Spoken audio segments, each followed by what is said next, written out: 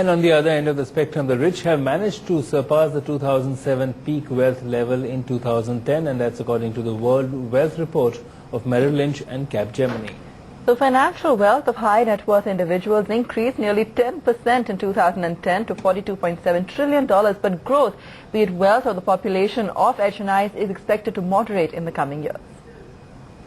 Even though the global economy is not out of the woods, the number of rich or high net worth individuals is growing. According to the World Wealth Report by Merrill Lynch and Capgemini, the population of HNIs grew by over 8% in 2010, much lower than over 17% growth registered last year.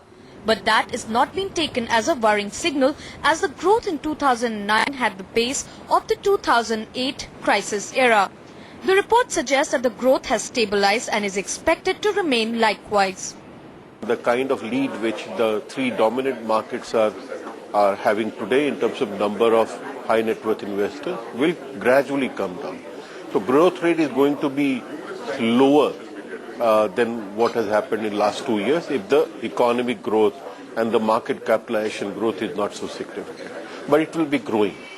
India is seeing huge growth in the rich man's club. The population of HNIs grew at nearly 21%, making India among the top gainers for 2 consecutive years. But challenges and uncertainties regarding volatility, interest rates and inflation remain key concerns. If you just think about 2011-12, so more in the near term, because of market capitalization growth, which may not be that significant, the growth for the next year could be somewhat moderated for India and China. On the asset allocation front, rich globally looked at equities as their major focus and dropped cash holdings in 2010.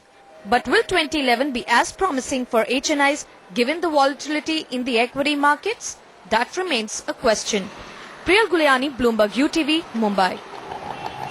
Good night. We'll see you tomorrow.